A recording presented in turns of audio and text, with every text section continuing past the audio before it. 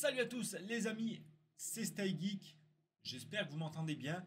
Je me suis racheté une petite perche de microphone. Normalement le micro est à ma portée, hein. Vous devez normalement m'entendre suffisamment. Je vais juste baisser un peu le gain du micro, normalement ça devrait être bon maintenant. Dites-moi dans les commentaires bien sûr si vous m'entendez bien. Et puis on va commencer tout de suite le sujet de la vidéo qui est comment j'ai pu investir presque 100 000 euros dans du matériel de minage en même pas un an et en me lançant dans la crypto-monnaie. Alors pour rappel, hein, de mon parcours, je me suis lancé dans la crypto-monnaie, j'avais 24 ans, j'ai investi à peu près 40 000 euros début de l'année 2021, donc janvier, février, mars, avril. Et j'ai réinvesti un peu au fur et à mesure 15-20 000 euros. Et là, ces derniers jours, j'ai réinvesti à peu près 45-46 000 euros dans des cartes graphiques. Alors, il y en a beaucoup qui m'ont demandé comment j'ai fait, quel travail je faisais avant, comment c'est possible, etc. etc. J'ai répondu pas mal à ces questions dans la FAQ des 5000 abonnés. D'ailleurs, si vous voulez que je refasse une FAQ d'ici là pour les 20 000 abonnés, par exemple, parce qu'on arrive très prochainement aux 20 000 abonnés, en tout cas, n'hésitez pas à le dire également dans les commentaires. L'espace commentaire est réservé pour que vous puissiez faire des retours, pour que vous puissiez donner vos avis. Ça m'intéresse beaucoup. Je lis presque tous les commentaires. Même si je ne réponds pas forcément à tout le monde, sachez que je lis quasiment tous les commentaires. Donc n'hésitez pas, hein, l'espace commentaire, il est bien sûr fait pour vous. N'hésitez pas quand même aussi à venir me suivre sur Instagram. Le Instagram est dans la description. Et puis on commence tout simplement la vidéo et le sujet. Alors, pour faire simple, comment je me suis lancé dans le minage et pourquoi je me suis lancé dans le minage? Alors, tout simplement, je suis un gamer à la base, donc j'avais un PC avec une 1660 Ti début janvier, enfin début décembre 2020, que j'ai vendu aux alentours des 250 euros. Donc j'avais plus de PC pendant à peu près un mois, enfin 3 semaines, un mois, et je cherchais absolument une carte graphique. Donc je me suis dit, passer d'une 1660 Ti à une série 3000, ça serait plutôt pas mal. Donc à la base, je ne m'étais même pas renseigné, hein. Je savais même pas qu'il y avait une pénurie et que c'était dur de trouver des cartes. Même si à ce moment-là, c'était encore assez simple de trouver des cartes par rapport à maintenant. Et déjà à l'époque, je me rappelle que je trouvais ça quand même hard. Donc je suis allé voir un petit revendeur qui était dans ma ville et je lui ai demandé s'il n'avait pas une carte graphique. Du coup, il m'a proposé une 3080 qu'il avait. Enfin, je vous passe l'histoire un peu courte. Il avait une 3080 Zotac, hein, les Holo Amp.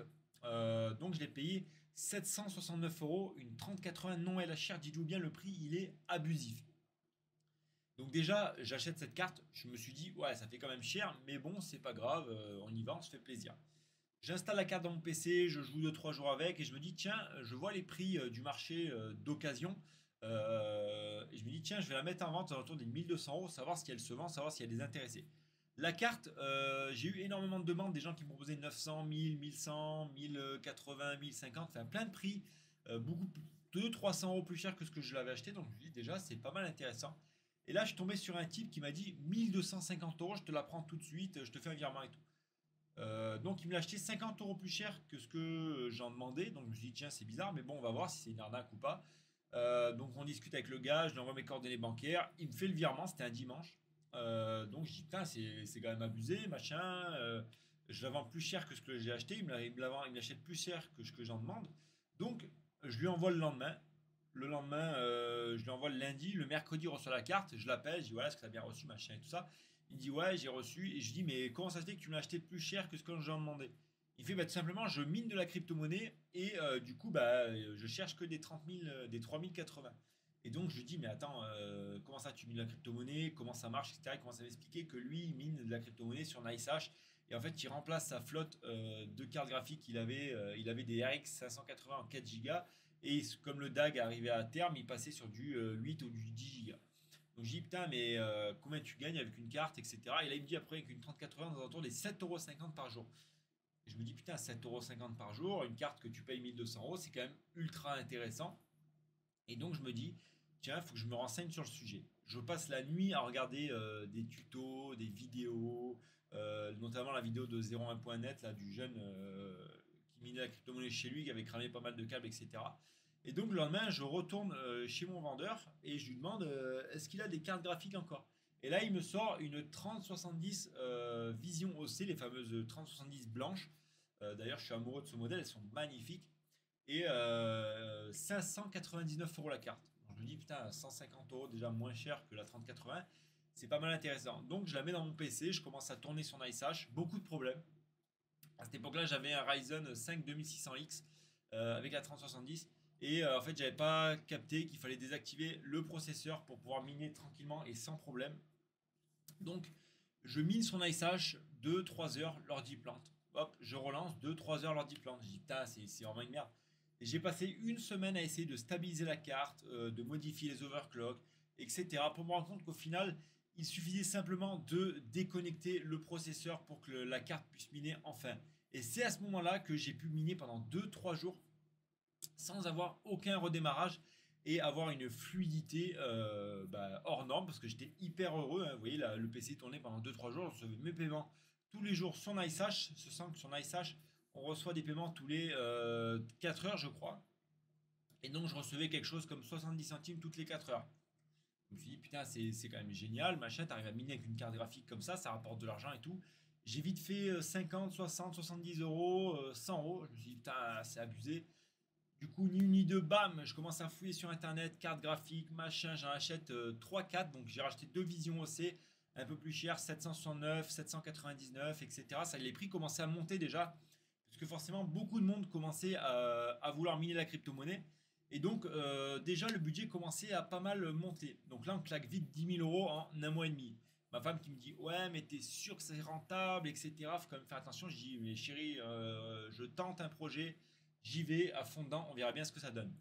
Et donc, je commence à investir 10 000, 15 000, 18 000. Donc ça, pour le moment, je tapais que dans mes réserves personnelles. Hein. Donc j'avais ça de côté qui traînait. Et donc j'achetais une carte par semaine. Bam, je trouvais une carte, bam. Donc à ce moment-là, je me concentrais uniquement sur de la 3070, de la 5700. Et j'ai acheté quoi d'autre comme carte au début. Au début, c'était les seuls modèles que j'achète. J'ai essayé de chercher, mais c'est uniquement les seuls modèles que j'ai achetés. Donc 3070, 3080 et 5700. Et donc on arrive à une époque où c'était janvier, février, mars, avril, pas loin des avril, mai. J'étais déjà aux alentours des 25-30 000 € d'investis avant de me calmer, bien sûr. Et donc je voyais que ça rapportait un certain montant mensuellement. Hein. On était aux alentours des pratiquement 2005-3000 € par mois déjà. Donc je disais, putain, c'est quand même génial. Et en plus de ça, je recevais mes paiements en Ether. Donc j'avais une certaine partie qui commençait déjà à être remboursée. Et donc je me suis dit au début, qu'est-ce qu'il faut que je fasse avec ça? Est-ce qu'il faut que je réinvestisse mon investissement ou est-ce qu'il faut que j'en garde une partie? Donc forcément, qu'est-ce que j'ai fait? Je suis allé réinvestir une partie de mon investissement hein, directement. Donc j'ai pas attendu beaucoup, j'en ai stacké pas mal. Mais au fur et à mesure, j'ai réinvestissé. Donc dès que j'avais 500, 600, 700 €, bam, je réinvestissais une carte. Et comme à l'époque, je faisais 3000 € par mois, et bien forcément, j'investissais 2 à 3 cartes par mois. Plus je rajoutais un petit peu, bien sûr, parce qu'il fallait racheter des cartes mères, des processeurs et tout ça pour faire des rigs. Et donc au final, ben voilà, j'achetais une carte quasiment, enfin j'achetais 3-4 cartes par mois maximum, tout en ayant les paiements d'Ethereum qui suivaient derrière. À un moment donné, à partir de juillet 2021, je me suis dit, il faut se calmer, il faut arrêter d'acheter des cartes, il faut stocker de l'Ethereum. Même si à côté, je regardais énormément le marché de l'occasion pour trouver des bonnes affaires. Et c'est à ce moment-là que j'ai trouvé début août un rig donc de 12 RX 470 8 Go que j'ai trouvé aux alentours des 2800 €. Ben, il était à 3002, j'ai négocié à 2800 €. On est sur un prix du MH qui est plutôt fantastique hein, à l'époque. Donc je l'achète sans hésiter. Je lui arrive chez moi, je le monte, je change le châssis, etc. Vous avez les vidéos, vous pouvez voir sur la chaîne. Et donc voilà, à ce moment-là, je me suis dit, Stay Geek, on arrête d'acheter des cartes. On reste avec ça et on stack nos ETH. Juillet, août, septembre, octobre passe, novembre passe, début décembre arrive, hein, c'était il y a quelques semaines. Beaucoup de clients m'avaient commandé des RX 5700, on était sur à peu près une commande de 70 RX 5700. Et tout simplement, bah, les clients n'ont pas voulu attendre plus. Hein, je vous en ai déjà parlé également dans une autre vidéo, ou dans la vidéo qui s'appelle Je vends toutes mes crypto-monnaies. Et donc, j'ai vendu pour 46 000 € de crypto-monnaies, donc d'Ethereum hein, principalement, pour rembourser des clients. Donc, qui dit remboursement des clients, donc je les ai remboursés la plupart tous. Et du coup, bah, moi, j'ai toujours pas reçu les cartes graphiques. Ça va arriver. Hein, il y en a, je sais même plus combien il y en a, mais une fois qu'elles vont arriver, je vais pouvoir simplement les mettre en place et miner de la crypto-monnaie. Et du coup, on va arriver sur un investissement global aux alentours des 90 000 euros. Bon, ça, je compte que les cartes graphiques, mais il y a encore du matériel qui doit arriver. Donc, on serait plus aux alentours des 93 000 euros d'investissement sur un an en crypto-monnaie. Et je vous ferai une vidéo au mois de janvier enfin au mois de février plutôt, sur qu'est-ce que m'a rapporté la crypto-monnaie, le retour sur les 1 an de minage et surtout, est-ce que ça a été rentable. Mais ça, on en parlera sur une prochaine vidéo, bien entendu. Et donc, tous ceux qui me demandent voilà, comment j'ai fait, etc. au début, uniquement, au début, j'ai beaucoup investi avec mon argent personnel, hein, c'était des économies que j'avais. Donc forcément, il y en a beaucoup qui me disent, ouais, mais on ne peut pas tout avoir, autant de cash à investir, etc. Faut trouver des solutions. La seule solution que je peux vous donner, c'est de faire un projet commun avec d'autres personnes, hein, bien sûr des personnes de confiance qui peuvent investir 3, 4, 5 000 euros. Si vous vous groupez, vous pouvez investir un peu plus et avoir un plus joli rendement au fil du temps. Donc c'est le conseil que je peux vous donner maintenant, c'est de bien préparer votre investissement et voilà, et vous aurez que de meilleures retombées. En tout cas, j'espère que cette petite vidéo explicative de fin 2021 vous a plu. Moi, je vous dis à demain pour une nouvelle vidéo. C'était Stegui. Ciao.